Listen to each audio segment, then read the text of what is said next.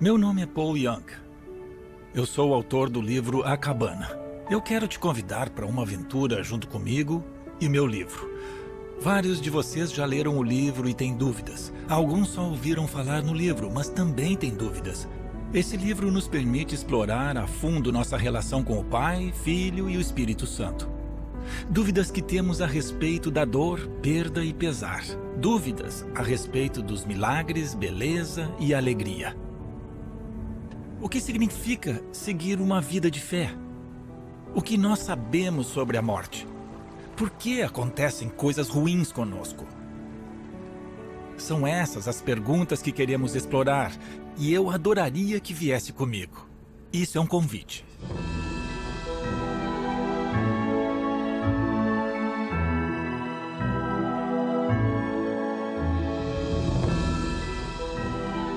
A Cabana e seus segredos. Com Paul Young.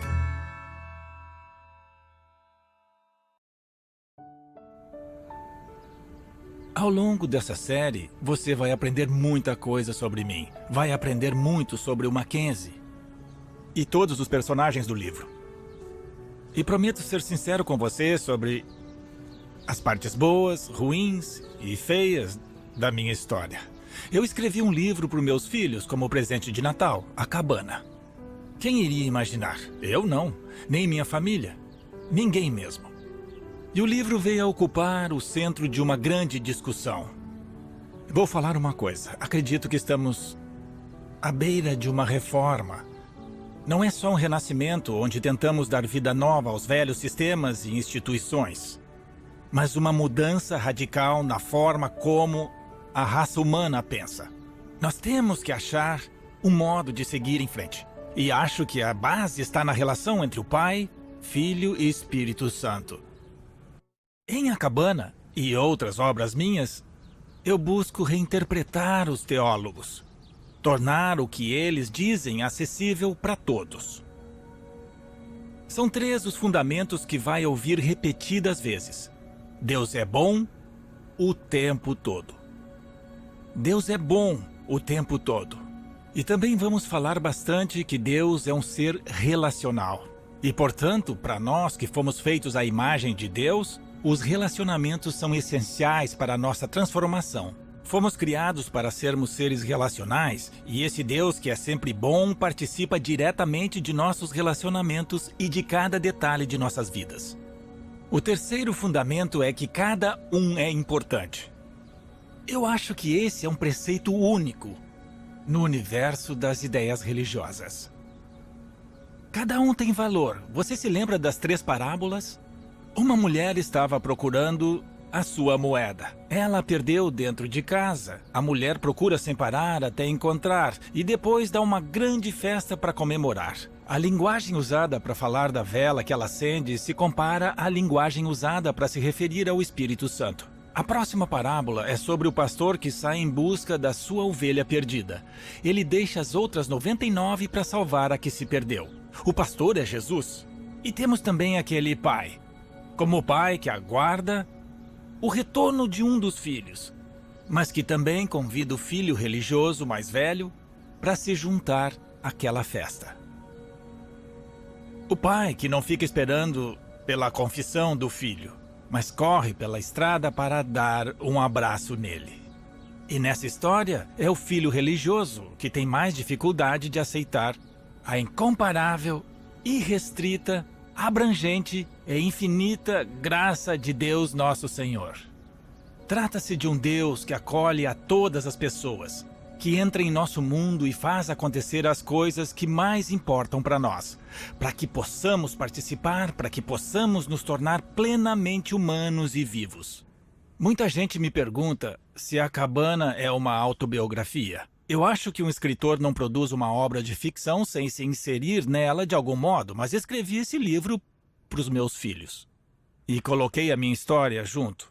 Teve uma escritora de Nashville que me mandou um e-mail logo depois do lançamento dizendo assim: olha, eu não sei nada sobre você. E ninguém sabia mesmo. Eu não te conheço nem nada, mas eu sinto que a Missy representa uma parte de você que foi morta na sua infância. E o Mackenzie é você, já adulto, tentando reconciliar toda a sua vida com essa perda. Ela acertou. Eu sou o Mackenzie e eu sou a Missy. Mas essa é uma outra história. Eu queria ler para você um trecho do prefácio. É logo no começo do livro. Mac está casado com a Nan há pouco mais de 33 anos, quase sempre felizes. Ele diz que ela salvou sua vida e pagou um preço alto por isso. Por algum motivo incompreensível, ela parece amá-lo agora mais do que nunca. Embora eu tenha a impressão de que ele a magoou profundamente no começo do relacionamento.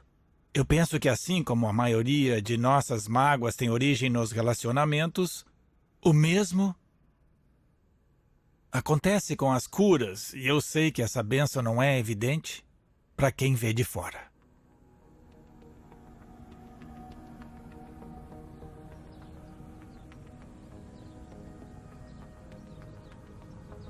Histórias têm muito poder. Nós sabemos disso.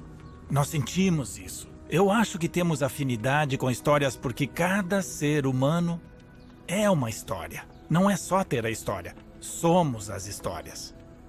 Acho que Jesus adorava parábolas porque elas eram histórias. Todos se lembrariam delas. Parábolas contam a verdade, mesmo que sejam ficção. Até uma piada é uma história. Principalmente se ela tem uma sacada no fim. Um homem vai para o céu. Pedro, o guarda dos portões do paraíso, vai falar com ele. O homem diz: "O que eu faço agora, Pedro? É só entrar?" Pedro responde: "Olha, depende. Depende de uma coisa." E o homem diz: "Ah, é? E depende do quê?" "Depende de quantos pontos você acumulou." "E de quantos pontos eu preciso?" "Você precisa de 100 pontos." O homem pensa: "Tudo bem." Então ele diz: "Bom, nos últimos 15 anos eu passei as noites de sábado no sopão comunitário, dando de comer aos necessitados." Pedro fala: "Ah, ótimo, isso com certeza vale 1 ponto." "1 ponto?" Pedro diz: 1 ponto, mais que merecido." O homem continua: "Eu fui pastor por 35 anos. Eu casei pessoas, enterrei pessoas, preguei a palavra de Deus." E Pedro diz: "Não sei não." "Foram 35 anos." "Tudo bem, mais 1 ponto para você." O homem preocupado diz: "Essa foi a minha vida toda e só valeu 2 pontos?" Nessa hora, ele vê entrando outro homem da cidade dele. Era um bom sujeito, tinha uma cafeteria, mas era cristão de temporada, daqueles que vão à igreja só na Páscoa e Natal. Aí ele passa direto pelo Pedro e entra no paraíso. Então o homem diz: "Está me dizendo que aquele cara fez 100 pontos, Pedro?" E Pedro fala: "Não, ele não quis participar do jogo." Viu? Amamos uma boa história. E uma história como essa nos faz ir além, como diria C.S. Lewis, dos nossos dragões vigilantes. As parábolas entram em nossos corações de uma forma que muitas vezes uma pessoa que fica recitando dados e informações sobre teologia e doutrina simplesmente não consegue. Somos propensos a buscar aquilo que nos dá certeza, e é por isso que preferimos a religião aos relacionamentos. Achamos que levantar questionamentos é errado. Relacionamentos são cheios de mistério. Quem cresceu indo à igreja como eu sabe que a base de tudo eram os relacionamentos, mas eles ensinavam doutrina e teologia. Mas sabíamos que não era só isso. Tinha que ter mais coisas do que uma lista do que podíamos ou não podíamos fazer. Esse é o valor das histórias. Paramos de classificar as pessoas em categorias, os crentes ou não crentes. Todos nós caminhamos de acordo com nossa relação com Deus, com nós mesmos, com nossas famílias, nossas comunidades, nossos inimigos. E quando entramos na história de outra pessoa, ou na história das ações de Deus em nossas vidas, entramos em algo maior, algo mais refinado, algo de que sempre sentimos falta. Estamos falando de relacionamentos e de histórias. Os relacionamentos estão no centro de tudo. Estima-se, no mundo atual, 75% da população de todo o planeta vivenciou algum tipo de traição ou perda, trauma de forma direta ou acidental. E quase todas as nossas perdas têm a ver com relacionamentos. Deus é um ser relacional. Por que isso é importante? Porque significa que Deus nunca está sozinho. E como fomos feitos à imagem de Deus, quer dizer que também nunca ficamos sozinhos. Convém dizer que a solidão é diferente de solitude, que é algo que faz bem.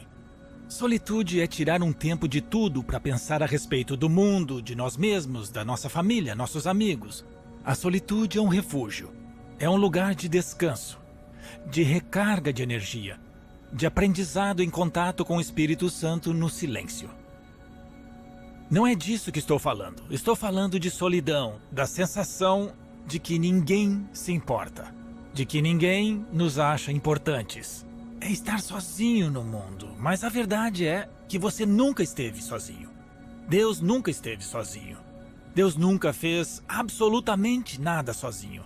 Essa é a beleza da Santa Trindade. Sempre existiu um relacionamento entre essas três entidades da Trindade. E nenhuma delas jamais esteve sozinha. E nenhuma delas foi rebaixada ou absorvida pelas outras, e é aí que mora a beleza de tudo. É uma grande dança de mutualidade, e nós fomos feitos à imagem, natureza e semelhança de Deus. E não estamos sozinhos. A primeira coisa não boa que aparece nas Escrituras é que Adão acreditava estar sozinho. Ele nunca ficou sozinho. Ele não tinha sido criado na solidão. Ele estava cercado pelo amor do Pai, do Filho e do Espírito Santo. Mas essa foi a primeira coisa não boa. E tudo que não é bom não pode vir de Deus. Uma das maiores mentiras que existe é que estamos sozinhos. A minha vida inteira, por vergonha, por causa de tudo que eu tinha passado, acabei sendo levado ao isolamento. Mesmo no mundo de hoje, é sabido que os vícios ganham força com o isolamento. É dentro de uma comunidade que uma pessoa se torna uma pessoa.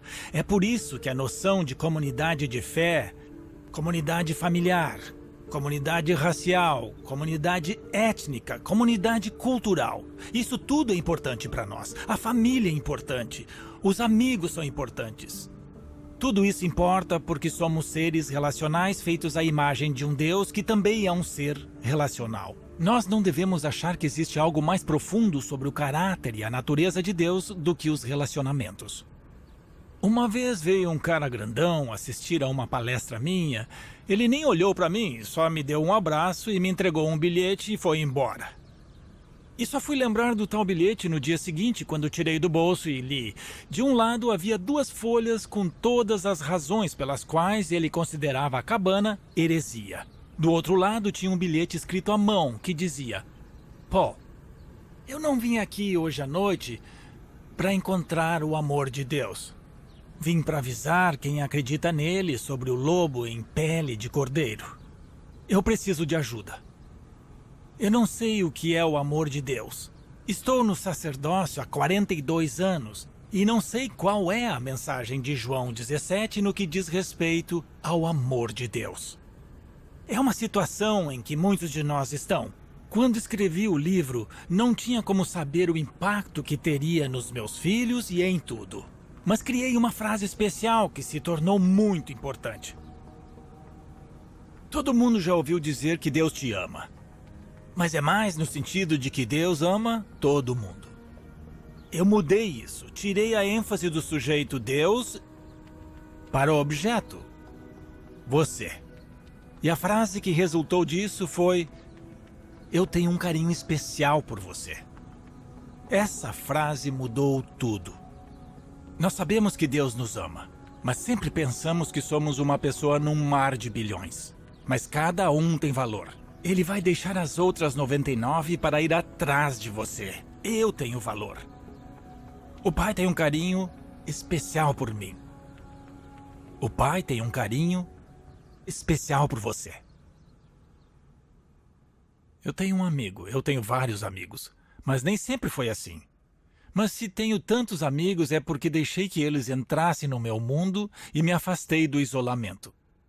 Um dos meus amigos é o Scott. O Scott foi a primeira pessoa na minha vida que disse: Você pode armar o maior desastre no seu mundo e eu não vou embora. Foi um momento muito impactante para mim. Ter um homem na minha vida dizendo, eu não vou embora. Eu nunca tinha vivenciado isso antes. E ele sempre vai ocupar a posição da primeira pessoa a ter me mostrado que eu nunca estaria sozinho. Com o tempo, eu compreendi que nunca estive sozinho. Que a sensação de solidão era uma mentira. Eu só tinha que aprender a encarar o risco e confiar que não estava sozinho. Assim que fiz isso e abri o meu mundo, me vi abraçado por uma comunidade de relacionamentos. Os relacionamentos machucam a gente, sem dúvida. E é frustrante saber que a cura também vem por meio dos relacionamentos. Seria melhor Deus nos curar sem que ninguém soubesse. Mas a dinâmica dos relacionamentos é o combustível da transformação. É onde ocorrem as mudanças. Eu convido vocês a entrarem em A Cabana. Venham conhecer o Mackenzie, que sou eu, um homem ferido, e a Missy. Venham conhecer a Nan e o Willie, o papai, e sentir Jesus dentro de você. Bem-vindos ao mundo de A Cabana. Bom, a maior parte das nossas mágoas vem dos relacionamentos. E o processo de cura também começa nos relacionamentos. Temos a oportunidade, em cada episódio, de abrir certa distância. Precisamos fazer isso. Eu sei que o mundo não para. Ele pede nossa atenção, temos compromissos, temos atividades e deveres que temos que cumprir. Mas precisamos nos afastar para refletir a respeito de quem somos e de quem Deus é para nós. E o que é mais importante na vida? Pense nas 3 coisas mais importantes na vida para você. E se você as está nutrindo ou criando espaço para elas na sua vida. Os relacionamentos estão no centro de tudo. Todo mundo já foi magoado. Quais pessoas estão no seu mundo envolvidas nessa mágoa? Abra seu coração, escute o Espírito Santo. Faça uma oração do jeito que você sabe. A oração é uma conversa com Deus, só isso. Peça ajuda. O que eu faço agora? Qual é o próximo passo? E aí espero o estímulo, a ideia, o pensamento. É com essa reflexão que eu me despeço de vocês. Nós vamos falar mais sobre isso. E várias outras coisas. Nos próximos episódios. Obrigado. Pela honra da sua companhia e por participar de sua jornada também.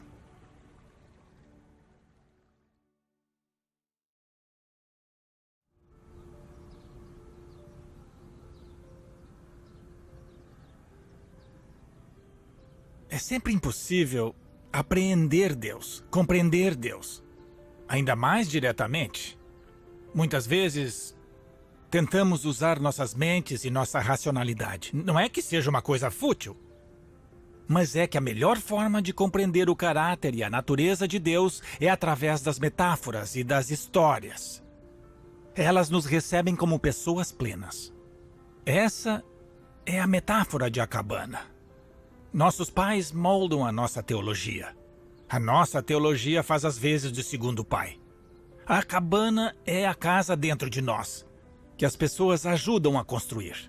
Alguns de vocês receberam um bom suporte. Os pais estiveram presentes, amaram vocês, incentivaram, deram força e reafirmação. Para alguns de nós, a casa interior é habitável, é um lugar agradável, mas para muitos de nós, é só uma cabana. E essa cabana é uma casa onde habita nossa alma, nosso coração. Para alguns de nós, ela está arruinada. E ela se torna um lugar para esconder todos os nossos vícios, onde guardamos todos os nossos segredos. E nós nunca convidamos outras pessoas para visitar esse lugar, porque temos medo de que elas nos odeiem da mesma forma que nos odiamos. História. Todo mundo tem uma. Na verdade, todo mundo é uma. E cada história é importante. Quero ler para vocês alguns trechos do prefácio do livro. São trechos bem reveladores. Eu vou explicar melhor.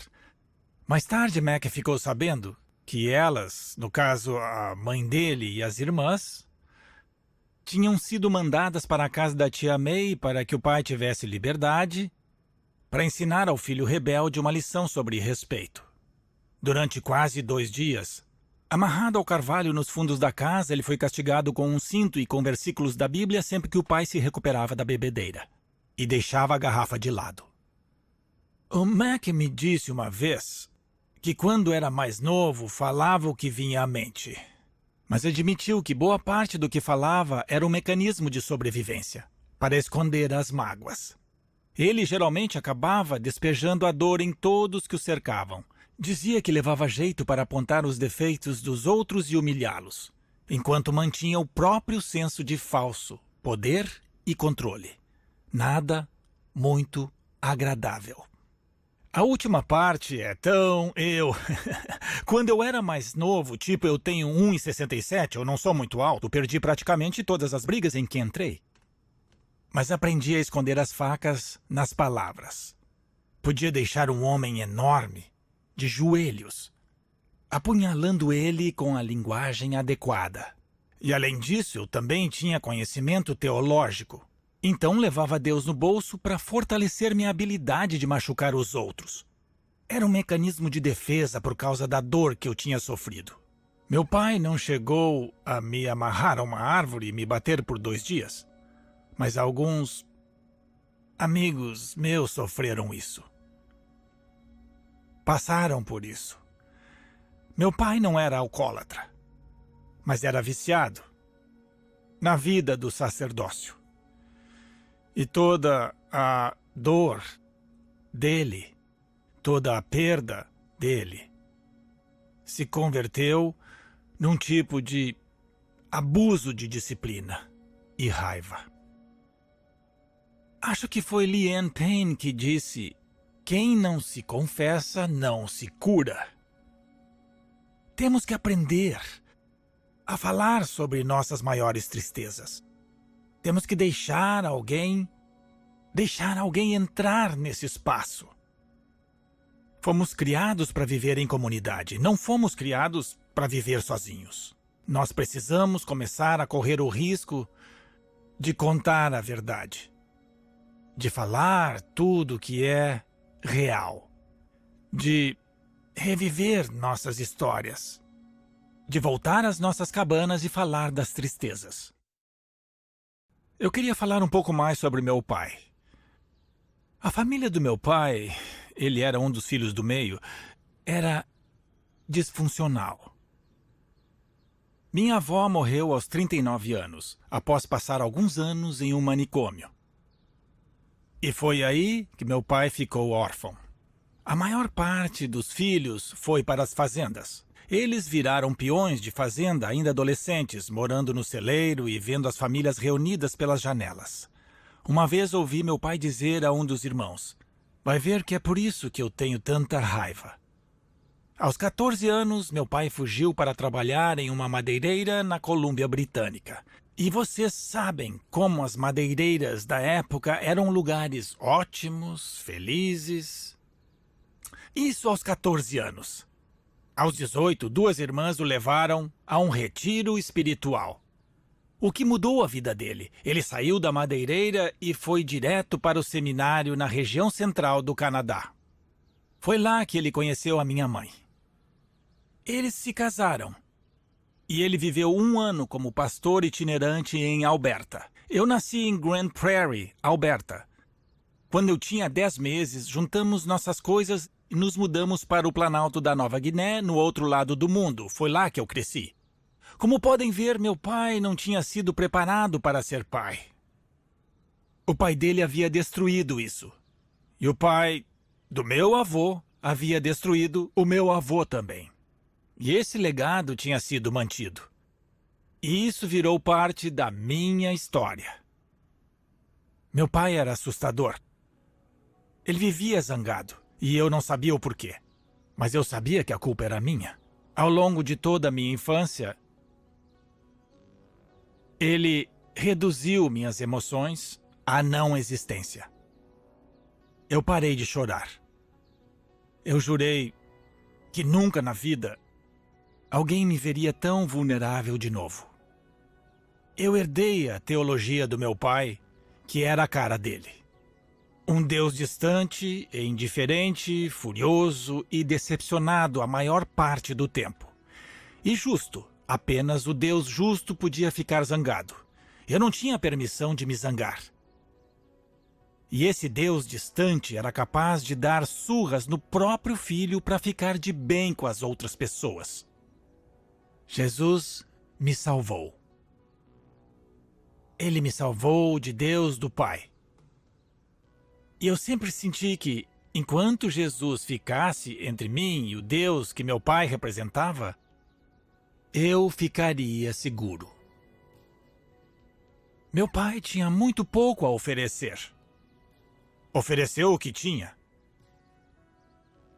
Uma das minhas falas favoritas de Jesus é quando ele está na cruz e diz: Pai, perdoa-lhes, porque não sabem o que fazem.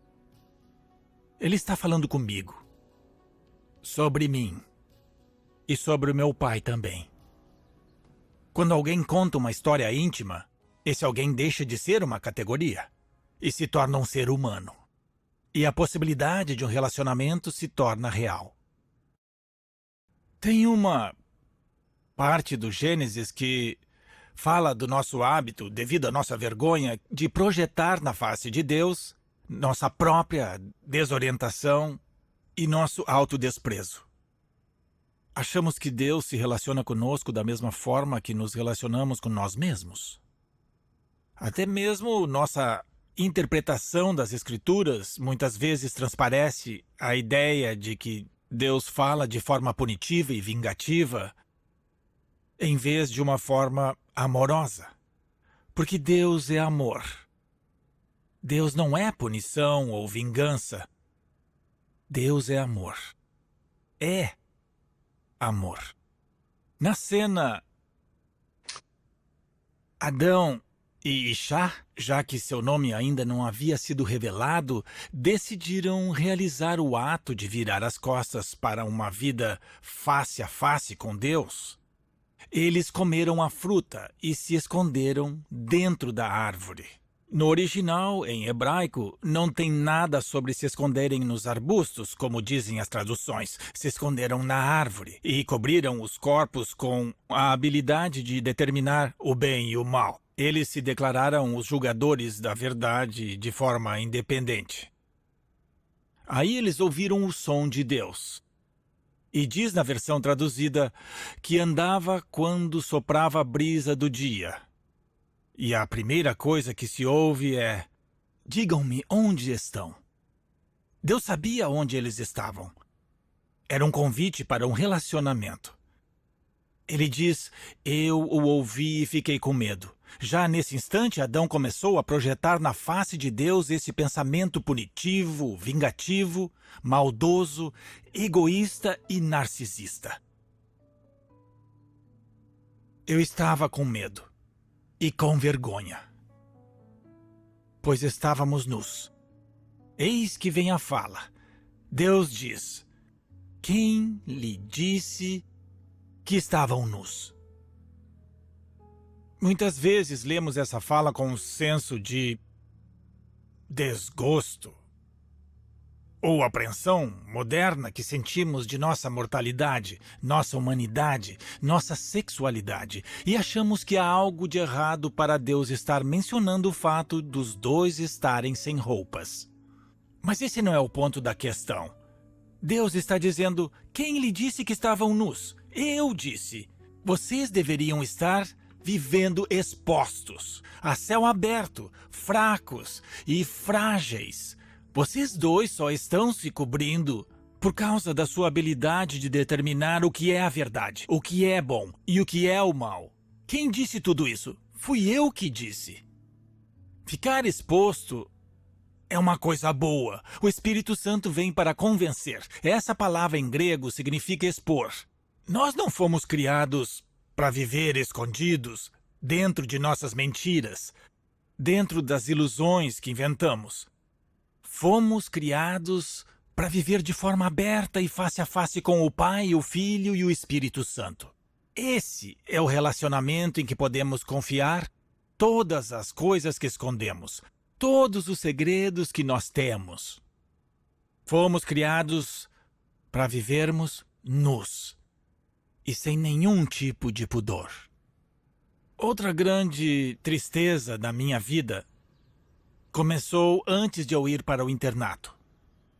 O abuso sexual começou dentro da cultura tribal, dentro do que eu considerava a minha família, antes dos meus 5 anos de idade. Não há nada mais destrutivo e desolador para a alma humana do que o abuso sexual. Eu tinha 6 anos quando fui para o internato. Nas primeiras noites, os meninos mais velhos levantavam de suas camas e molestavam os mais novos. Isso se tornou parte da minha realidade. E eu me fechei. Eu tinha que fingir. Eu tinha que ser alguém aceitável. Eu sabia já aos 5 anos que havia algo de errado. E aos 6 anos, a sensação era tão forte que eu tinha virado, até certo ponto, um predador. É possível deturpar o coração de uma criança. Uma grande tristeza, o abuso sexual, minha relação com meu pai. E o que eu fiz? Filho primogênito de um missionário, filho do pastor, eu me tornei um ator. Por isso a religião me atraiu. Ela me deu uma lista de regras que, se eu conseguisse seguir, talvez eu pudesse ser digno do afeto do meu pai. Talvez eu pudesse conquistar o afeto de Deus. E eu fiz o seguinte: eu detestava minha cabana. Eu detestava quem eu era. Então eu peguei algumas tábuas da minha cabana e construí uma fachada, uns 100 metros à frente, como nos filmes. Tipo uma superfície falsa.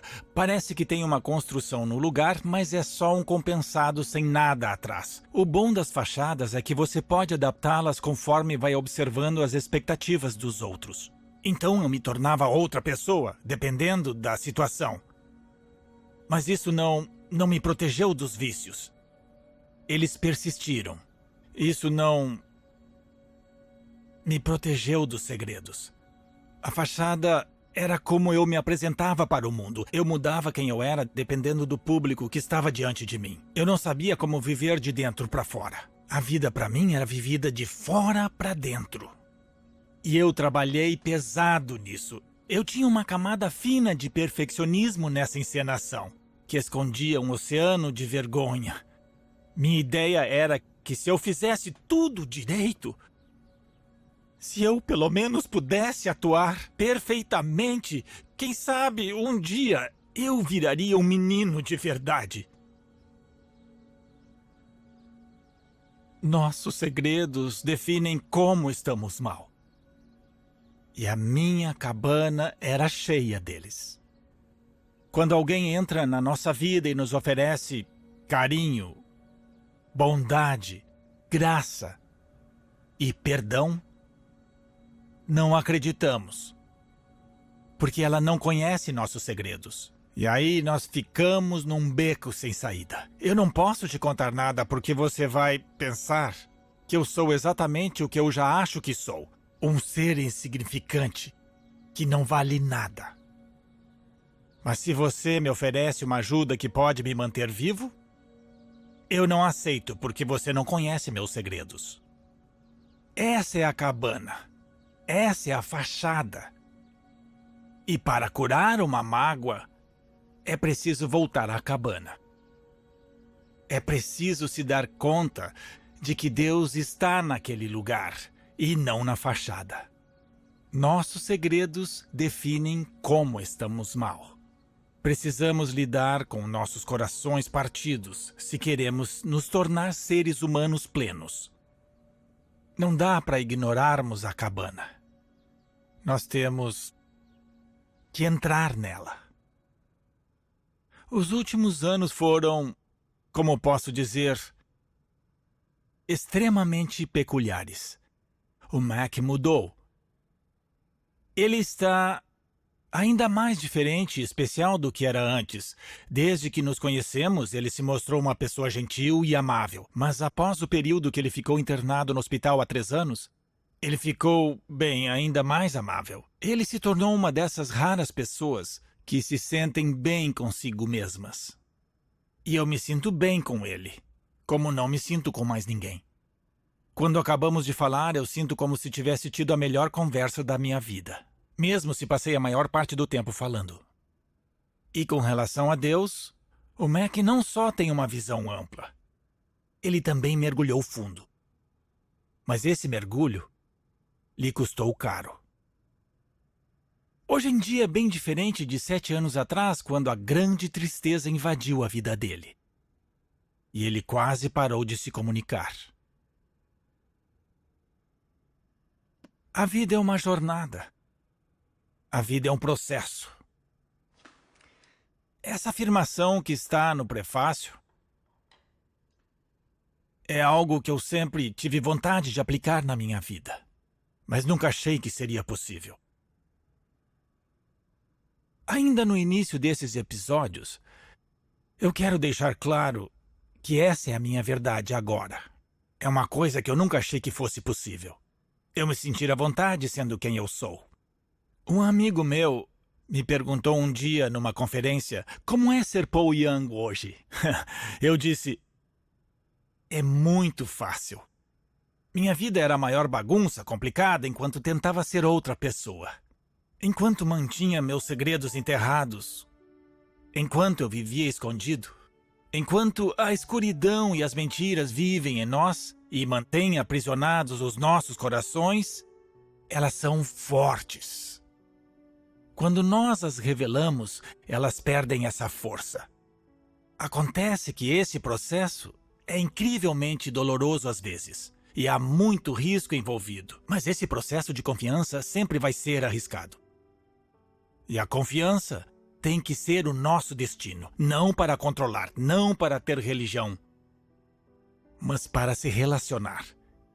Esse é um Deus que sempre vai estar com você, que nunca vai sair do seu lado e nunca vai te abandonar. Eu peguei um voo com um cara famoso e eu perguntei a ele, depois de algumas horas, quais são as pessoas em que você confia. Ele balançou a cabeça e disse, minha mãe, meu pai e minha irmã. O Mac está deitado no pier com Jesus, observando as estrelas e rindo, até que finalmente o pesar toma conta dele e ele diz, eu me sinto tão perdido. Aí ele sente uma mão segurando firme a mão dele e Jesus diz para ele, eu sei, Mac, mas eu estou aqui e eu não estou perdido. Qual o poder dos segredos em sua vida? E quem você deixou entrar? Você acha que guardar segredos é mais seguro do que revelá-los? Reflita sobre o poder que os segredos exercem em sua vida. E nos vemos no próximo encontro. Há muitas coisas em A Cabana que não são o que aparentam ser. Por exemplo, o prefácio foi escrito por Willie, e muita gente presume que seja eu. Meu nome é William Paul Young, mas ninguém me chama de William. Minha família e meus amigos sempre me chamam de Paul. Eu sou uma das 4 gerações de William e nenhum de nós usava esse nome. Quando eu escrevi o manuscrito, eu fiz uma piada. Escrito por Mackenzie Allen Phillips com William P. Young. Eu criei a identidade do Willie com base no pai da Kim. Ele morou com a gente por 17 anos. O nome dele é Willard e nós o chamamos de Willie. Eu queria ler para vocês mais um trecho do prefácio. Vocês vão notar que tem um elemento mais jocoso, porque o Willie não era realmente um escritor. Eu usei como uma espécie de experimento em literatura. Mas muita gente achou que o Willie existia de verdade e tinha escrito o livro. E diz assim, Embora ele se comunique bem verbalmente, Mac não se sente confortável com sua escrita, uma área que ele sabe que é minha paixão. Por isso, ele me pediu para escrever essa história em seu lugar, para meus filhos e para Nan. Ele queria uma narrativa que não só expressasse a eles todo o amor que ele sentia, mas que os auxiliasse a entender tudo o que acontecia no seu mundo interior. Você conhece o lugar. É onde você fica sozinho. Talvez com Deus, se acreditar nele. Lógico, pode ser que Deus esteja lá, mesmo se você não acreditar nele. É bem o estilo de Deus. Ele não é chamado de grande interferidor à toa. Grande interferidor. C.S. Lewis criou esse termo. Um Deus que não se resigna a lavar as mãos e nos deixar continuar na nossa tristeza, nossa desorientação, nossa cegueira. Mas que mergulha conosco e se junta a nós no meio disso tudo, mesmo que não possamos sentir sua presença. No último encontro, eu falei das minhas grandes tristezas.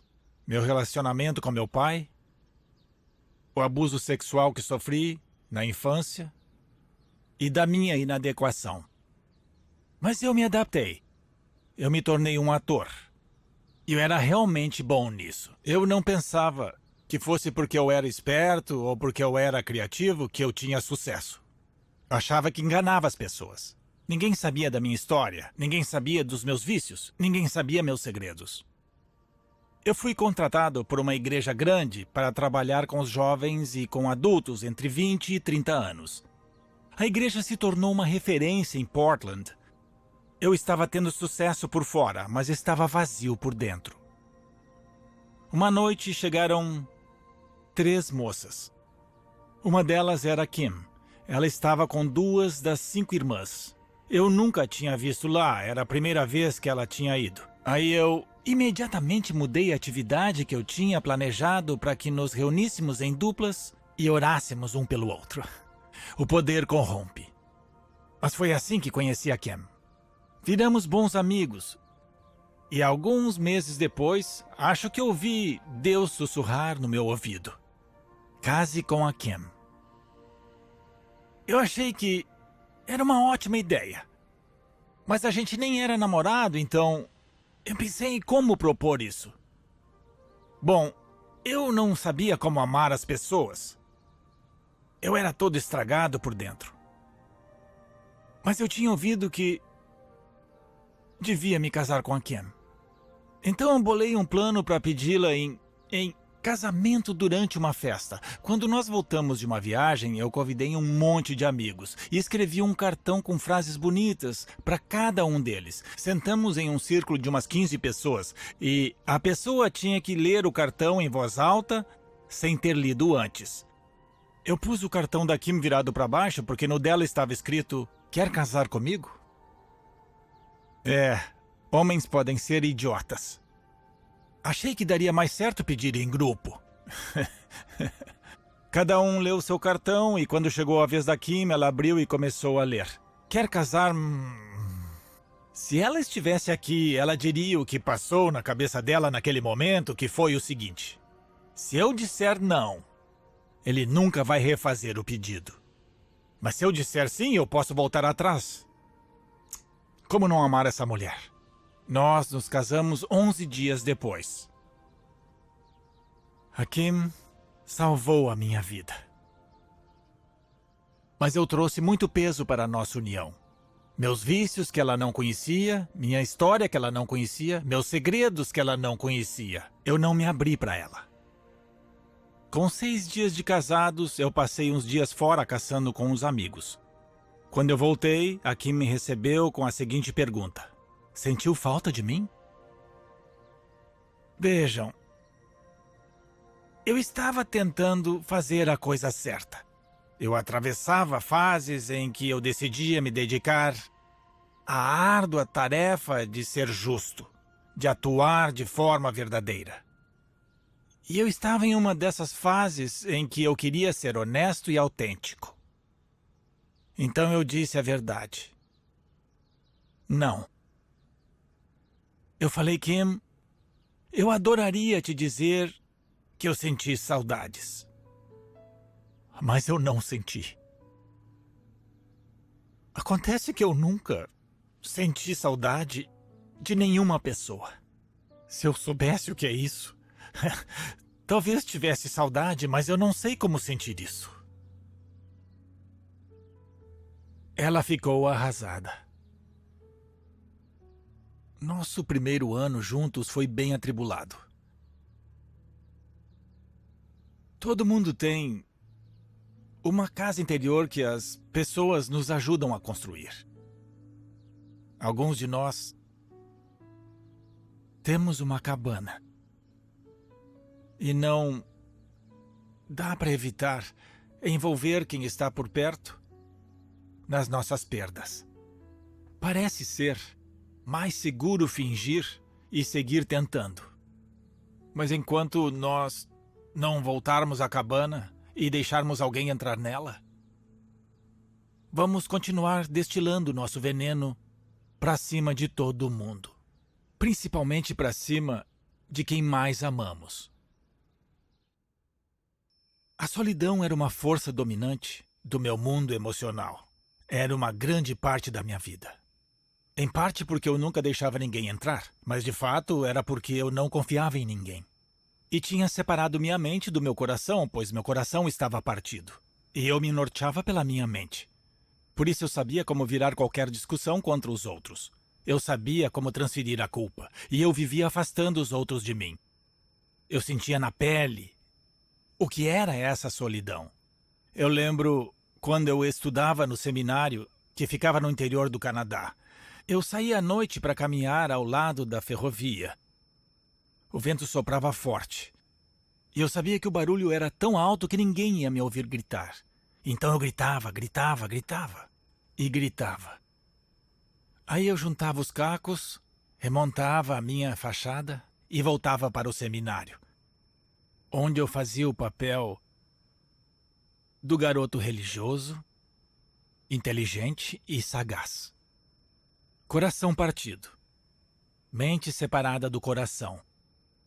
Deus não tem intenção de nos largar nesse estado. Mas a intenção de Deus também não é nos castigar. Castigo não é justiça. Castigo não muda nada. A longo prazo, sabemos que não. O castigo não restaura o que foi quebrado. A intenção de Deus é nos curar, mesmo que a cura venha como fogo. Nós precisamos que o fogo exponha nossos corações e nos cure. O fogo tem poder restaurador. O fogo purifica. Deus é um fogo consumidor. Há algumas datas em nossas vidas que são mais importantes que as outras. 4 de janeiro de 1994 é uma dessas datas para mim. Eu recebi uma ligação só com uma frase da Kim. Eu estou te esperando no seu escritório. E eu sei de tudo. O que a Kim sabia é que eu estava tendo um caso há 3 meses com uma das melhores amigas dela. Nessa altura, eu tinha que tomar uma decisão. Devo falar com minha esposa? Ou devo fugir? A única forma de fugir dessa conversa era o suicídio. Essa era a decisão que eu tinha que tomar. Para alguns de nós, o suicídio é a forma derradeira de fugir de tudo. É um jeito de evitar chegar ao fundo do poço. Até hoje, eu não sei como eu consegui ir para o outro lado da cidade para entrar no escritório e encarar a fúria da minha esposa. Eu costumo brincar que me casei com a ira de Deus. Felizmente, eu acredito que a ira de Deus também é o amor de Deus. É o fogo que arde furioso com tudo que está errado, mas que também tem o poder de carbonizar todo o lixo. Não há nada que justifique o adultério. E olha que eu tentei justificar o meu comportamento para mim mesmo. Lembrem que eu tinha uma fachada, eu era um ator. e estava envolvido em uma atividade de consequências devastadoras. Eu comecei a pensar que talvez a Kim acabasse morrendo. E que esse podia ser o amor que finalmente iria demonstrar ao mundo como era o amor de verdade. Sabe, era uma forma de insanidade. Como o adultério deve ser. Se eu sentisse amor pela outra mulher, eu nunca teria feito isso. Se eu amasse a Kim nessa situação, eu nunca teria feito isso. Não há justificativa alguma. E parte do processo de cura implica em assumirmos os nossos erros. Eu estava num ponto da minha vida em que, se eu não fosse capaz de assumir os meus erros e buscar um jeito de mudar, o suicídio era a única opção. Passadas 4 horas da conversa, eu disse para Kim: se nós vamos ficar juntos, eu preciso contar cada segredo que eu tenho. Porque meus segredos vêm me matando a minha vida toda. Muito ingênua, ela disse: então me conta tudo. Ao final de 4 dias, a Kim estava totalmente destruída. Ela me disse: eu nunca mais vou acreditar em uma única palavra que sair da sua boca pelo resto da sua vida. Eu acreditei nela. Afinal, por que ela acreditaria? Tudo que ela achava que era real e legítimo havia sido completamente destroçado. Eu tinha chegado ao fundo do poço. Há muitas situações que se assemelham ao fundo do poço e o suicídio é uma delas. Mas é só uma forma de evitar chegar no fundo do poço. Quando você chega lá, você para de querer pôr a culpa nos outros. Eu não pus a culpa no abuso que sofri, eu não pus a culpa na minha criação, eu não pus a culpa na Kim. Isso nem passou pela minha cabeça porque eu já estava lá. O fundo do poço, para muitos de nós, é o primeiro lugar na vida em que você tem a chance de finalmente ficar de pé. Mas é um lugar incrivelmente ruim de se estar. O fim de semana que o Mackenzie passa na cabana representa 11 anos. 11 anos para Kim e eu nos curarmos. O livro é muito autobiográfico. Eu não sei se um escritor é capaz de fazer uma obra de ficção sem se inserir nela. Eu sou o Mac. Eu agora vou ler um trecho do prefácio do livro. Mac está casado com a Nan há pouco mais de 33 anos, quase sempre felizes. Ele diz que ela salvou sua vida e pagou um preço alto por isso. Por algum motivo incompreensível, ela parece amá-lo agora mais do que nunca. Embora eu tenha a impressão de que ele a magoou profundamente no começo do relacionamento. Eu penso que, assim como a maioria de nossas mágoas tem origem nos relacionamentos, o mesmo acontece com as curas. E eu sei que essa bênção não é evidente para aqueles que vêm de fora. Agora você sabe a história por trás da história. Outro sinal de que você chegou ao fundo do poço é que você para de tentar manipular o mundo à sua volta. Uma das formas para eu abrir mão do controle foi ligar para completos desconhecidos. E pela primeira vez na minha vida, eu pensei em fazer terapia. Eu marquei um horário e fui até lá. O Byron, que é meu amigo até hoje, foi quem me recebeu e disse: acho que conheço o cara ideal para você. E ele me apresentou a um homem que se tornou um grande amigo meu, o Scott Mitchell. Eu sentei na frente do Scott e disse: Scott, minha vida acabou. E pela primeira vez na minha vida inteira eu disse essas 4 palavras: você pode me ajudar? Eu continuei: eu não quero alguém que me pergunte como eu estou me sentindo. Eu quero alguém que me diga como mudar da água para o vinho. Porque se eu continuar do jeito que eu estou, já era. Você pode me ajudar? E o Scott sorriu e me falou: posso. Mas vai demorar 1 ano e meio. Eu disse: eu topo. Ele disse: tá, sei. Aí eu falei, Scott, eu nem sou capaz de reconhecer quando eu estiver curado. Eu só vou embora quando você disser que estou curado. Eu me coloquei em uma posição onde a possibilidade de confiança era a única saída para mim. Eu cansei de tentar me virar sozinho e manipular minha jornada de cura.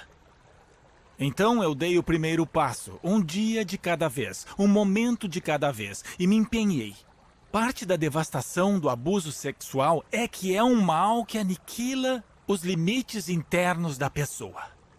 E quando você se depara com outra pessoa que não tem esses limites, a coisa fica perigosa.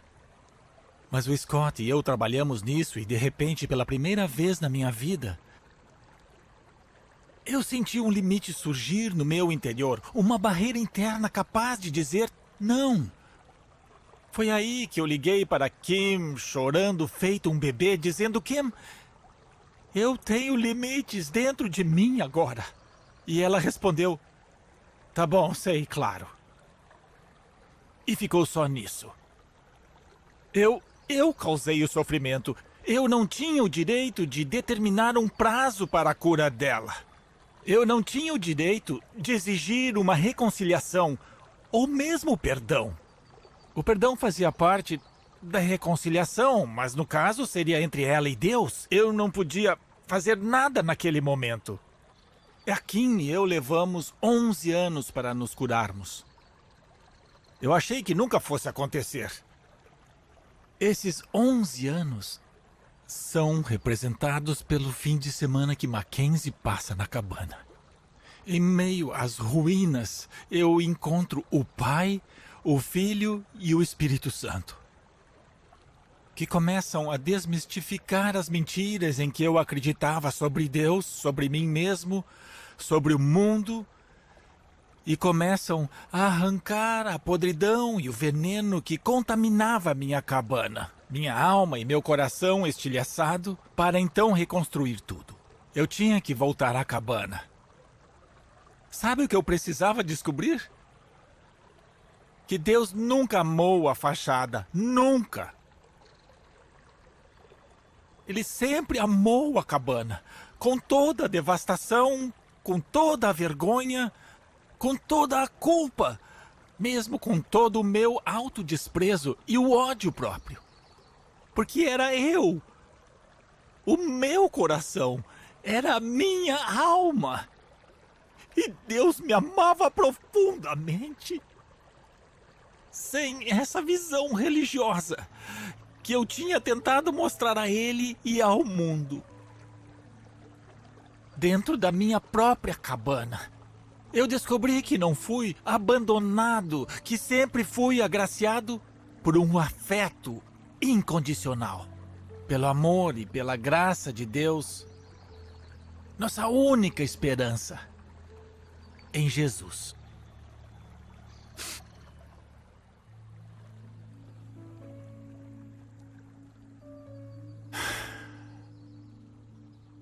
Muitas vezes esperamos que os outros mudem antes que nós mesmos tomemos a decisão de mudar.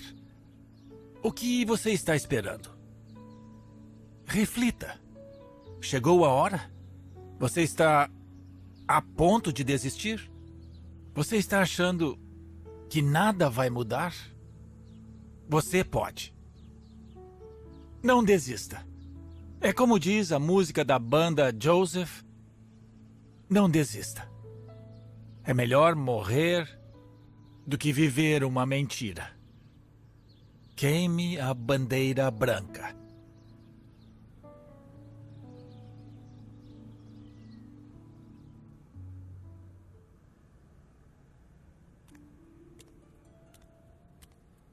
O arco narrativo de A Cabana começa numa tempestade de granizo. Moramos perto do Pacífico, onde se passa a história do livro, e o padrão climático da região mudou bastante. Já faz tempo que não tem uma tempestade de granizo, mas no passado aconteciam com frequência. O gelo ia se acumulando por dias até ficar perigoso demais para sair de casa. E é no meio de uma dessas que o Mackenzie sai para ver a correspondência. Ele levou quase 1 minuto para quebrar o gelo que havia lacrado a caixa de correio. A recompensa por seus esforços foi um único envelope com seu nome datilografado no lado de fora. Não tinha selo, nem carimbo e nem remetente.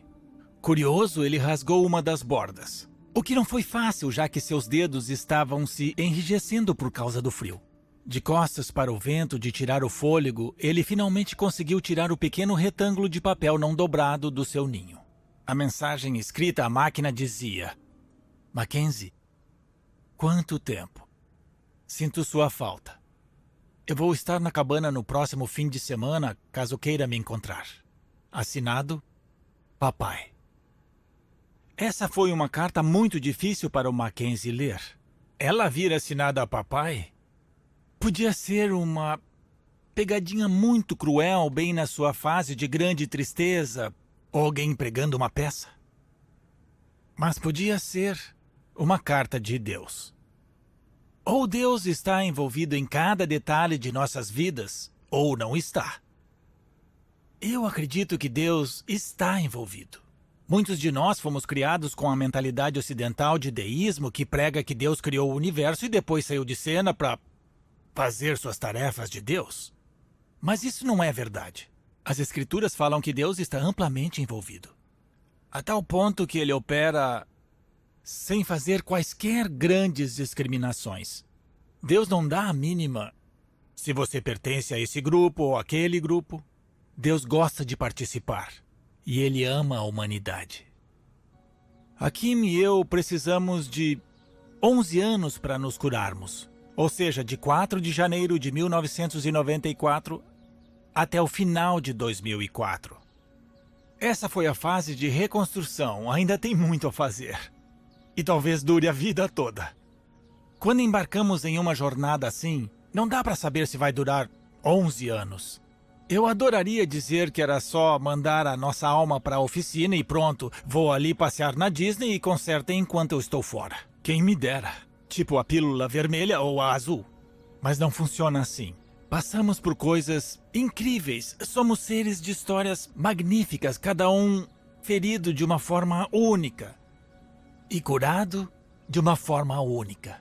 O processo foi composto de várias partes. E uma delas foi em 2004, no 11º ano. No começo daquele ano, eu estava divagando sobre a vida pensando, pois é, estamos com problemas financeiros. E eu ia ter que encarar um dos meus maiores medos, que sempre esteve por perto, que é o medo da insegurança financeira. Eu não sei se vocês já passaram por isso, mas era algo comum para mim e para vários dos meus amigos. Então eu comecei uma conversa com Deus que durou 5 dias. Como é possível, Deus, eu ter confiado a você durante a vida todas as nossas finanças e sempre termos altos e baixos, altos e baixos? Assim que eu disse, como é possível ter confiado qualquer coisa a você? Eu devia ver que estava inventando desculpas baratas. Mas nós ficamos tão perdidos nas nossas justificativas que nem reparamos nas prisões que nos confinam. Pois, no 5º dia, eu ouvi: Paul, você está pronto para escutar? Por que acha que eu passei 5 dias orando para você? Pô, você nunca me confiou suas finanças, tá brincando? A casa em que você morou por 17 anos e que você diz para todo mundo que eu dei para você, eu não tenho nada a ver com isso. Assim que eu ouvi essa voz falando na minha cabeça, eu fiquei arrasado. Eu comecei a chorar feito criança, porque era verdade. Eu não confiei. Quando eu me vejo em uma situação adversa assim, uma coisa que eu aprendi a fazer foi arranjar um jeito de abrir mão do controle. O que é difícil, porque tudo para nós gira em torno do controle. Quando o medo invade a sua vida, você tem 2 opções: confiar ou controlar. E a razão para escolhermos o controle é porque não acreditamos que somos amados. Está em João capítulo 1. Nós não sabemos que somos amados, então nós cedemos ao medo. Eu tenho vários amigos legais na minha vida hoje. Nesses 11 anos eu deixei vários homens entrarem na minha vida, mesmo homens tendo me causado sofrimento. Isso foi parte do meu processo de redenção e cura, deixar que os homens entrassem no meu mundo. Então eu liguei para vários caras e eu disse: a situação é a seguinte.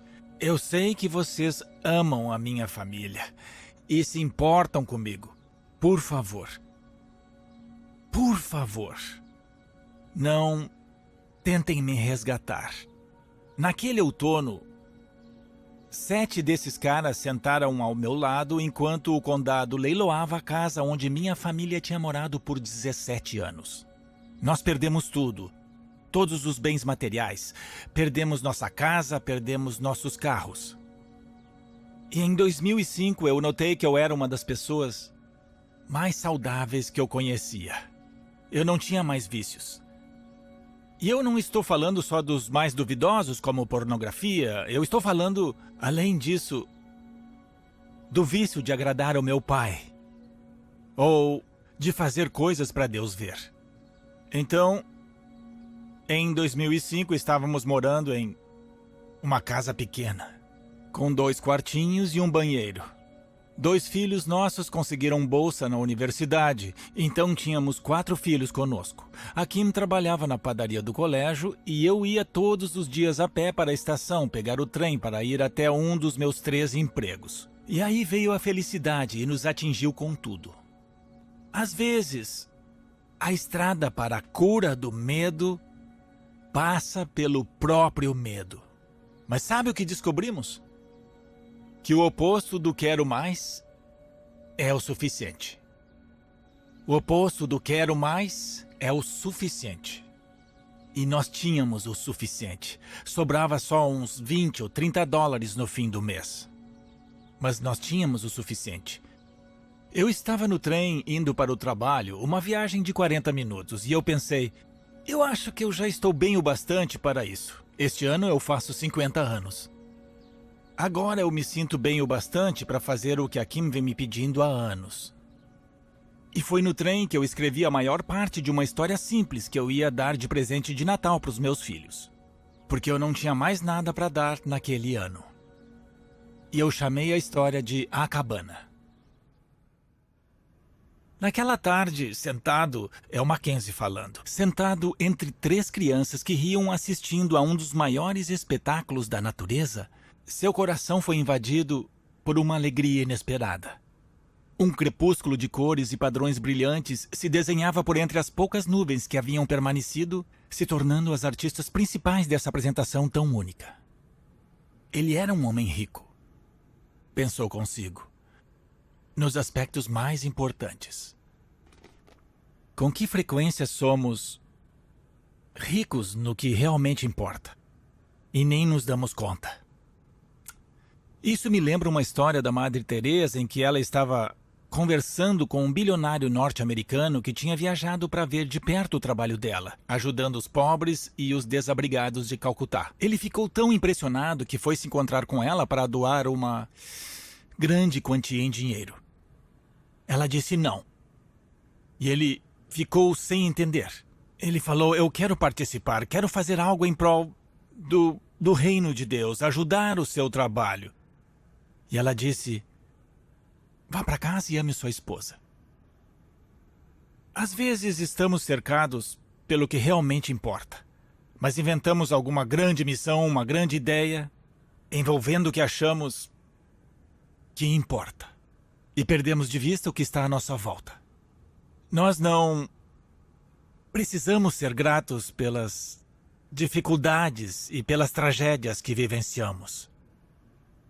Mas podemos ser gratos pelas coisas boas, gratos pela bondade, gratos pelas bênçãos, pelas pessoas que nos acompanham e por esse Deus que constantemente surge em meio às circunstâncias para estar conosco. Talvez você ache que eu sempre quis ser um autor de livros publicados, mas isso não é verdade.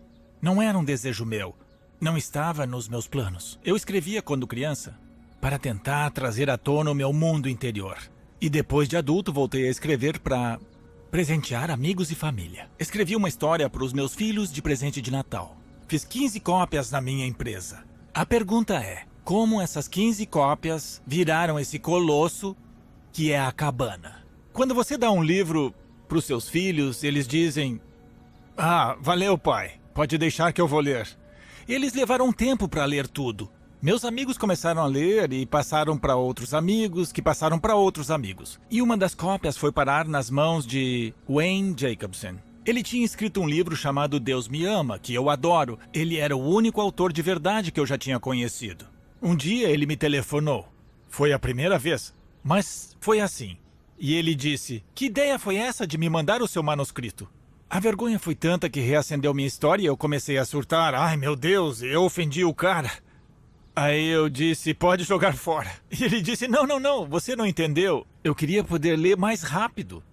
Eu falei: "O quê?" Ele disse: "Eu não lembro de ter lido uma obra tão impactante quanto essa." E minha primeira reação foi querer enviar para vários conhecidos meus. E acontece que 2 desses conhecidos eram Brad Cumming e Bobby Downs, sendo que o Bobby tinha experiência como produtor de cinema. E os 3 já estavam conversando sobre a possibilidade de adaptar a história do meu livro para o cinema. Bom, eu nunca tinha pensado que ela seria um livro, e agora ela podia virar um filme? Eu me encontrei com eles. E durante aquela conversa, nós decidimos que seria uma boa ideia publicar o livro. Se você escrever um livro e conseguir vender 100 mil cópias desse livro, Hollywood logo vai mostrar interesse em fazer um filme baseado nele. Até Portland tem mais gente do que isso. Será que é tão difícil? Mandamos o livro para 26 editoras, metade de literatura religiosa, metade de literatura secular. Ninguém quis o livro e ele foi recusado por 26 editoras. Aí eu fiz uma pergunta simples, porque eu não sabia. É muito difícil lançar um livro? O Brad se ofereceu para enviar os livros da casa dele à noite, porque de dia ele instalava sistemas de irrigação. Nós achamos uma gráfica perto da casa dele e então levantamos o dinheiro. Um amigo meu me emprestou uma grana para produzir a primeira edição. Um dos caras tinha um dinheiro na poupança e o outro tinha cartões de crédito. E aí, foi isso. O Brad Wayne tinha um canal de podcast e esse foi um elemento totalmente crucial.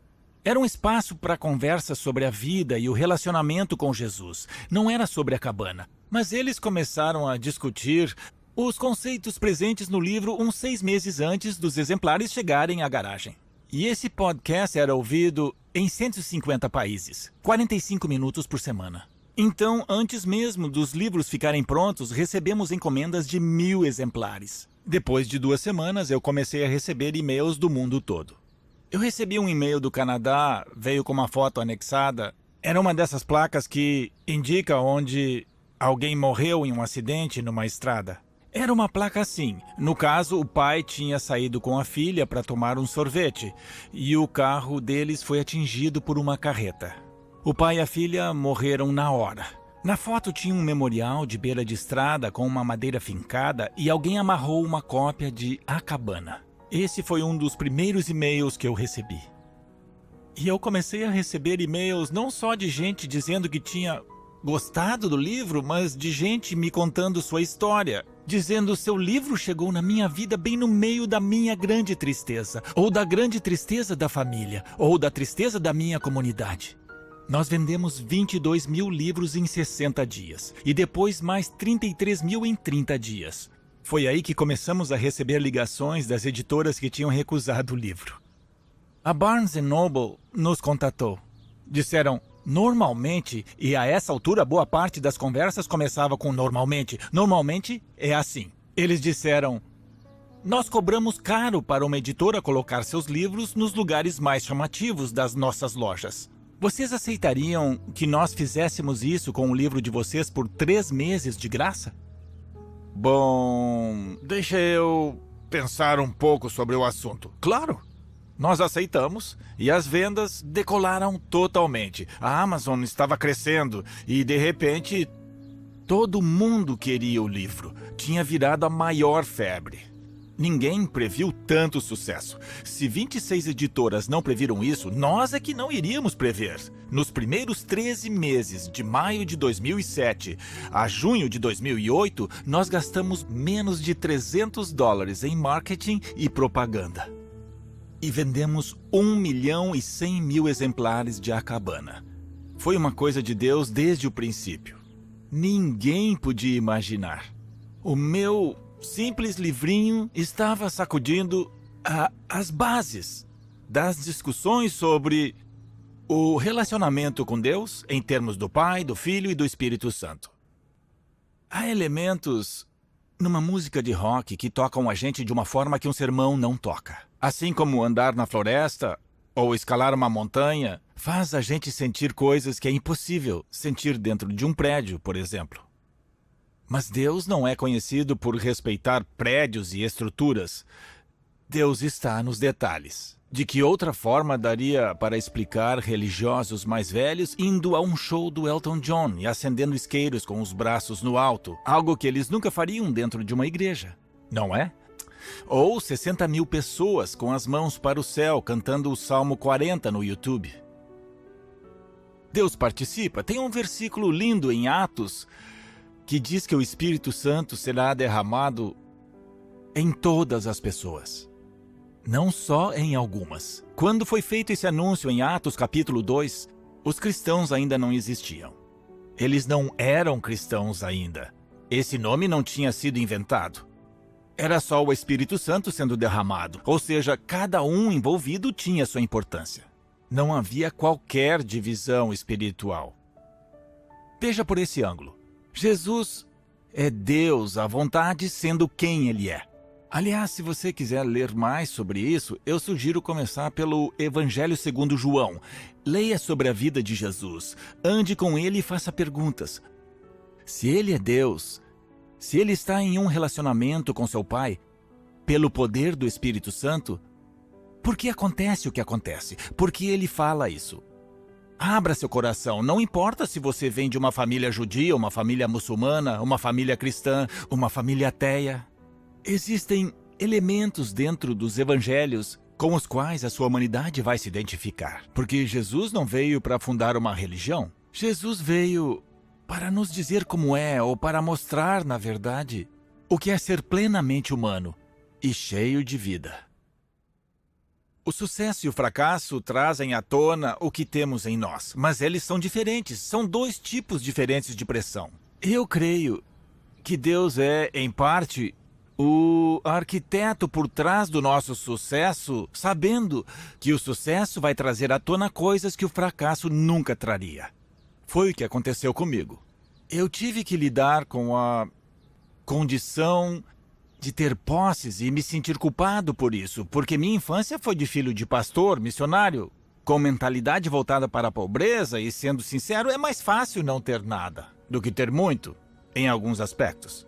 E, além disso, eu cresci com a noção, eu já falei do meu relacionamento com meu pai, a noção de que eu era órfão, e os órfãos não consideram que têm direito a ter coisas. Eles sempre acham que alguém mais digno vai tomar tudo deles. E eu tive que lidar com isso. Ainda bem que eu tinha duas coisas como base antes de eu escrever o livro.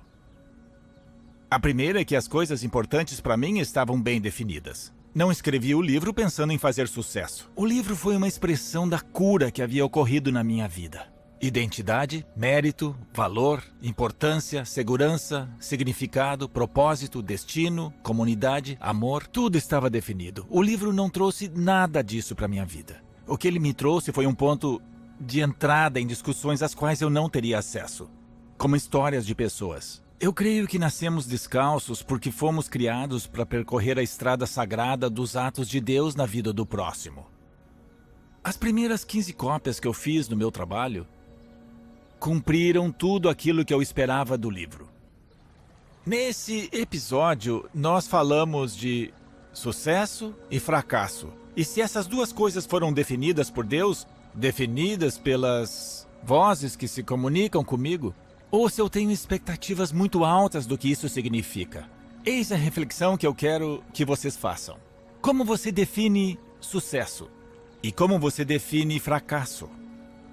E o que é mais importante para você nesse assunto? Pense com carinho. Veja o que motiva você.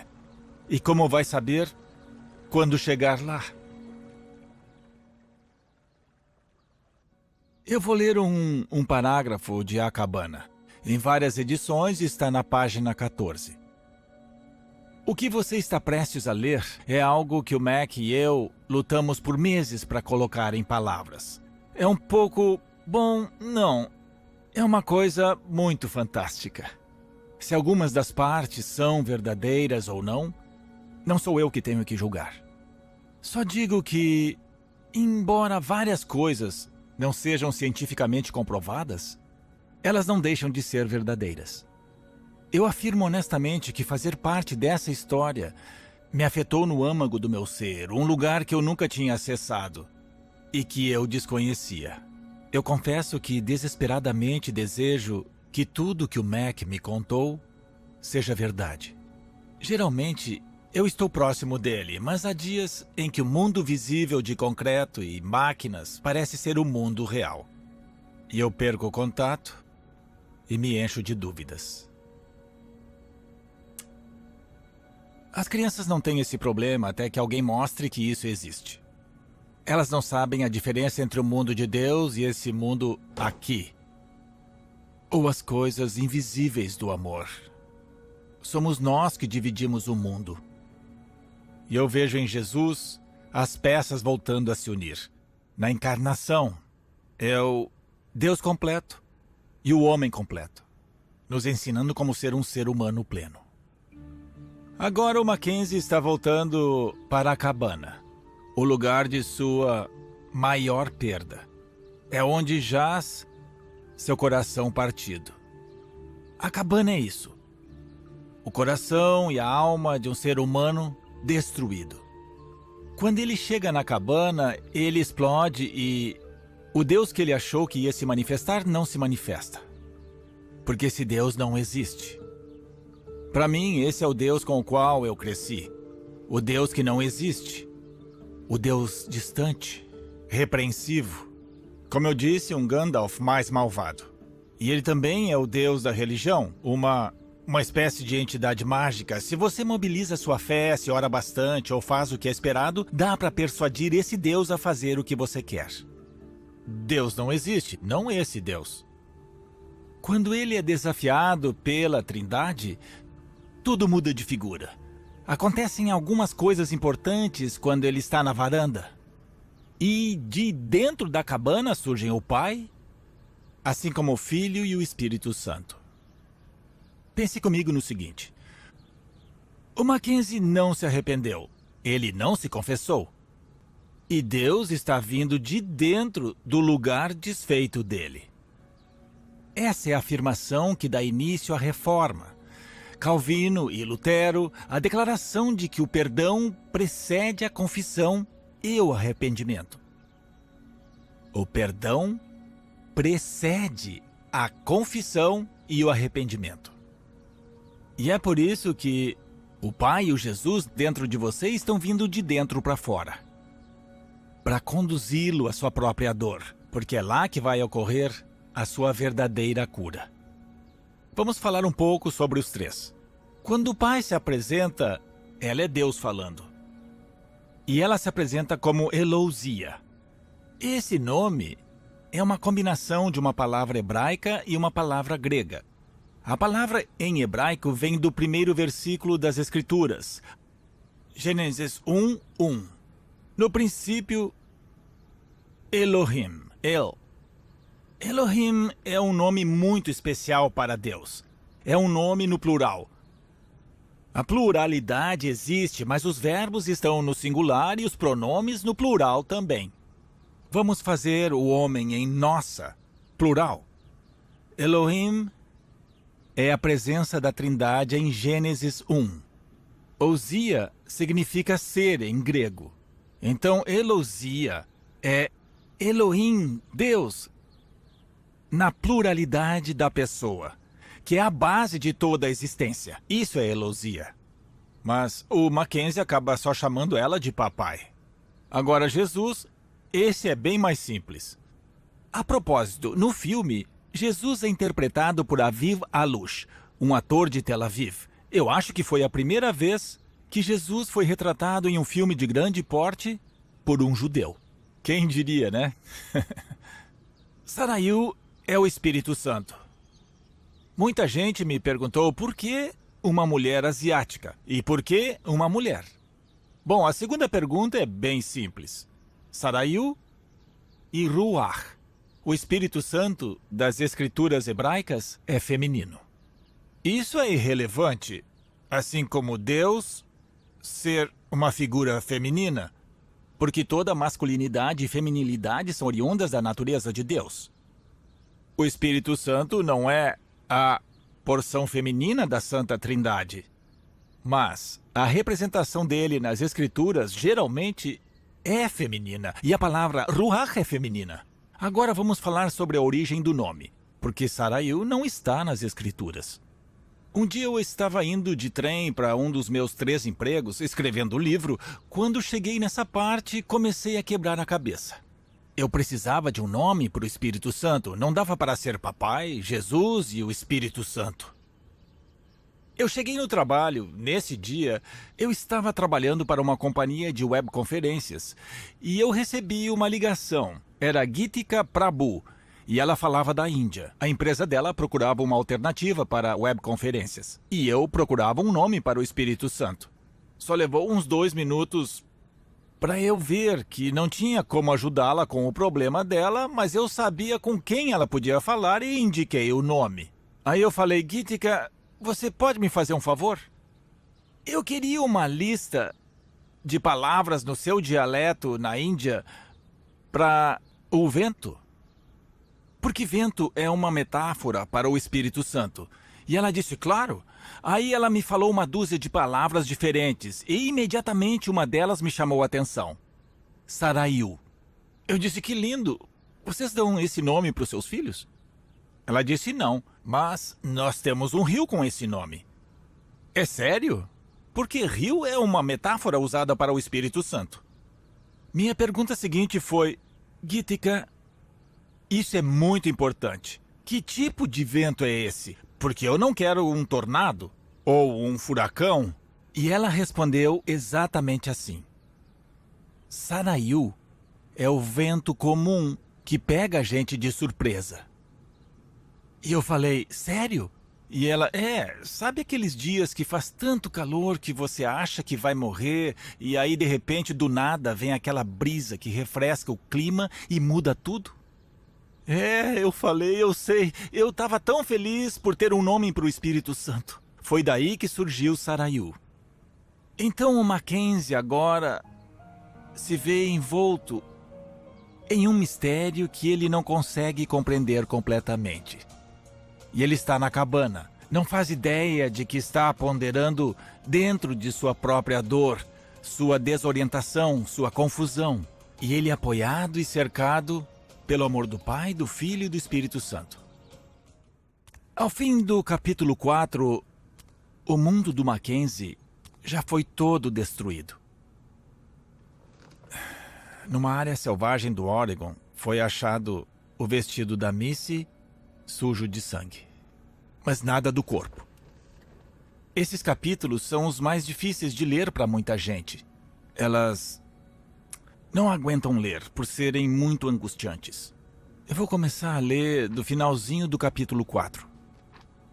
Apesar da raiva e da depressão, Mac sabia que precisava de respostas. Ele percebeu que estava preso. E hinos e orações não iriam ajudá-lo. Se é que ajudaram um dia. A espiritualidade fechada parecia não mudar nada na vida das pessoas que ele conhecia, com exceção da Nan.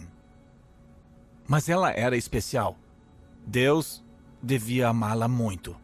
Ela não era problemática como ele. Ele estava cansado de Deus e da religião de Deus, dos clubes sociais religiosos que não faziam diferença alguma e não promoviam mudanças reais. O Mac queria mais. E ele ia conseguir bem mais do que havia pedido. A religião pode ser útil e pode ser destrutiva. A religião tem uma capacidade de reforçar as mentiras em que acreditamos. Ela também traz grandes presentes como uma instituição humana. Você sabe que Deus não cria instituições. Deus entra nas instituições que nós criamos para construir pontes. Às vezes, nossa religião nos limita. A religião pode causar danos incalculáveis. Qualquer uma. Deus não veio fundar religiões. Nós que as fundamos para ter um instrumento que desse uma sensação de controle e que não envolvesse riscos de relacionamentos e confiança reais. Seria possível remover a trindade do cristianismo e nada mudaria. Nós perdemos a centralidade dos relacionamentos e a visão básica que Deus tem da humanidade refletida na encarnação de Jesus. Estamos cercados pelas mentiras que nós mesmos inventamos e das quais somos prisioneiros. E esse é um Deus que adentra nosso mundo como a verdade. Veja bem, a verdade não é só um conceito abstrato ou uma ideia. A verdade é uma pessoa. Então, por que a Trindade é importante? Como disseram uma vez, se tirar a Trindade da teologia cristã, 95% de tudo não mudaria. Isso indica que perdemos o fio da meada. Porque tudo se resume à multiplicidade da pessoa dentro do próprio ser de Deus. Acreditamos em um só Deus. Isso é verdade. Mas esse Deus tem 3 pessoas. E por que isso importa? Porque se não houver multiplicidade de pessoas, não existe base para o amor ou para um relacionamento. Tem que haver mais alguém. É por isso que há certas religiões em que Deus é uma singularidade e Deus é um só. Bom, se Deus é um só, Deus não pode, por definição, ser amor. Porque o amor requer a existência de um outro. Então elas falam de um Deus misericordioso ou bondoso dos atos de Deus. Mas elas não falam que Deus é amor, visto que para Deus ser amor, ele precisa de uma contraparte, que seria a criação. E tudo que Deus precisa é maior que o próprio Deus. Então Deus não pode ser amor. Essa é uma das razões por que a Trindade é tão profundamente importante. E porque o amor e os relacionamentos estão no centro de tudo, porque fomos feitos à imagem de Deus. Eis uma citação. O que Deus deveria fazer ao ver que sua boa criação estava à beira da ruína e a ponto de cair na não existência? A citação é de Atanásio. O texto foi escrito por volta de 300 depois de Cristo. Ele era um teólogo do norte da África que chegou a abrir o caminho para a comunidade de fé a evoluir. Ele tinha pouco mais de 20 anos. Um amigo meu descobriu essa citação em uma obra de Atanásio, sobre a encarnação do Verbo. Esse meu amigo se chama Baxter Kruger. Ele é doutor e escreveu De Volta à Cabana e vários outros livros. Baxter é um teólogo especialista em narrativas do Mississippi, e foi Atanásio que o fez mudar a direção que ele seguia com seus estudos. Foi então que Baxter se mudou para Aberdeen, na Escócia, estudou com os irmãos Torrance e se tornou um importante teólogo trinitariano. O Baxter estava no Colorado, admirando as montanhas, e ele vem de uma formação mais tradicional, reformista. Eles não têm visões, eles não são como os irmãos e as irmãs pentecostais. Mas eles têm vislumbres. E o Baxter teve um vislumbre. Ele estava admirando uma grande cadeia de montanhas quando viu uma represa. Era feita por castores e muito grande, podia bloquear o rio Mississippi. Era enorme. E ele perguntou para Deus, o que é aquilo? E ele ouviu a resposta dentro do seu coração. Aquilo são as mentiras dos pastores e dos teólogos do sistema institucional da igreja que estão represando os rios de água corrente do mundo ocidental. Então Baxter olhou para o fundo onde havia inúmeras sequoias imponentes e tinha uma bem no centro, ao fundo. Baxter disse, e o que é aquilo? E a resposta foi: aquilo, Baxter, é a mentira da separação. O mundo ocidental está convencido de que ele está separado de Deus. A verdade é que nunca houve separação. Isso não passa de um mito. Se você tirar esse mito, a represa inteira vai ruir. Para muitos de nós, o Evangelho falava sobre separação. Essa era a suposição. Inclusive, partimos da ilusão de que Deus realizou a criação e a própria criação se conduziu ao desastre. Daí Deus manda Jesus em uma missão de resgate. E Jesus reconstrói a ponte e oferece um novo caminho para um relacionamento com Deus nosso Senhor. É assim que vemos o Evangelho, e que nada tem a ver com a visão de Atanásio, ou de Irineu, ou dos fundadores da igreja. Eles não tinham essa noção de separação que temos hoje. Então, o que é o Evangelho? Eu vou tentar explicar de forma bem clara. O Evangelho não prega que você pode receber Jesus em sua vida. O Evangelho prega que Jesus já recebeu você na vida dele, no relacionamento dele com o Pai, na unção com o Espírito Santo. Essa é a boa notícia. Você já está incluído. Talvez você não saiba disso, pode ser até que não queira. Foi mal. Mas essa é a verdade de quem você é. Você pode lutar contra para sempre, mas não vai deixar de ser verdade. A nossa salvação não depende de nós. Não é fruto do nosso esforço, não. A salvação é incondicional. A salvação tem 3 dimensões e isso está registrado em todo o Novo Testamento. Primeiro, nós já fomos salvos e incluídos em Cristo muito antes da fundação do mundo. Nós fomos criados em Cristo. Com o tempo, fomos incluídos em Jesus. Quando ele morreu, todos nós morremos. Quando ele ressuscitou, nós também. E agora estamos todos envolvidos no processo de realização dessa salvação. Sozo, a cura do coração e mente, que reúne todos nós e nos integra como seres humanos. Essa afirmação é verdadeira e digna de aceitação total. Jesus Cristo é o Salvador da humanidade, de toda a humanidade. Ele disse: quando eu for levantado da terra, eu irei, é arcaico, eu irei atrair todos os homens a mim.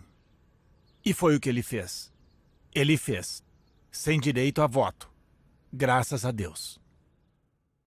Faz pouco tempo, eu estava na casa de um amigo. Nós estávamos conversando. Era um teólogo amigo meu e o filho dele, de 11 anos, estava lá estudando. Durante a conversa, em certo momento, a conversa misturou questões de ordem católica e protestante. Aí o menino não se segurou e disse: eu estudo numa escola católica.